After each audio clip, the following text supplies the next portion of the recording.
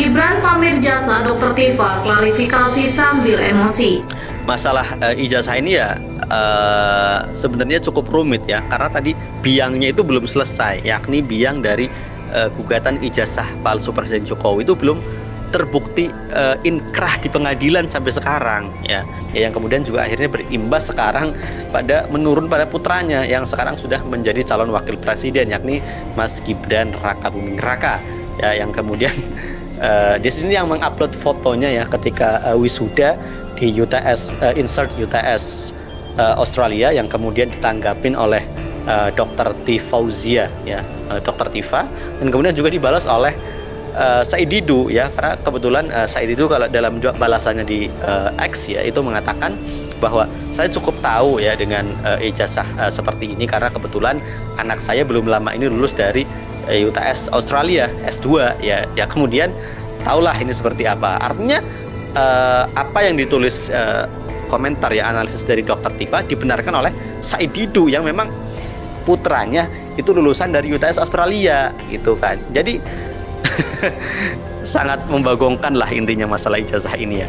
Menurut Dr. Tifa, artinya wisudawan tanda kutip adalah penerima sertifikat kursus ya, bukan ijazah sarjana UTS. Waduh, ngeri. Apakah benar begini? Bagaimana menurut saudara? Komentar di kolom komentar.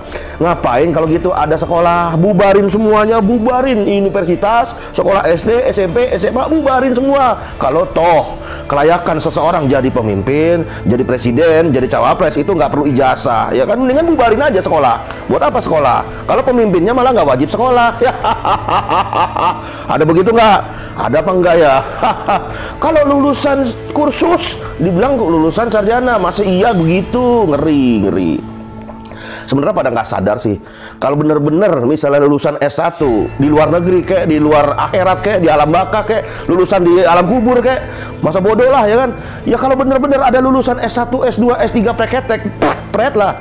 Harusnya kan berani dong, tampil pede dong. Misalnya Al-Fakir Abi Faisal lulusan SPDI bla bla bla preketek ya kan, LCMA preketek ya kan, misalnya kalau memang berani pede kan, tampilin tuh nama dia, di belakangnya ada gelarnya seperti nama bapaknya kan, ada insinyur ya, insinyur Joko Widodo kan, keren kan, ada namanya, ada gelarnya. Kok ini kalau misalnya lulusan sarjana kenapa nggak ada gelarnya ya, namanya ya Gibran Rakabuming Raka, cuma gitu doang. Waduh.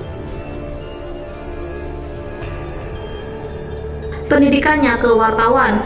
Hal ini dilakukan anak Presiden Jokowi itu untuk membantah isu liar yang menyebut dirinya menggunakan ijazah palsu. Penjelasan dari Gibran itu kemudian ditanggapi dengan pedas oleh pegiat media sosial Dr. Tifa. Diketahui Dr. Tifa memang belakangan ini menjadi salah satu pihak yang vokal mempertanyakan ijazah Gibran serta menuding Cawapres Prabowo Subianto itu hanya kursus di Australia.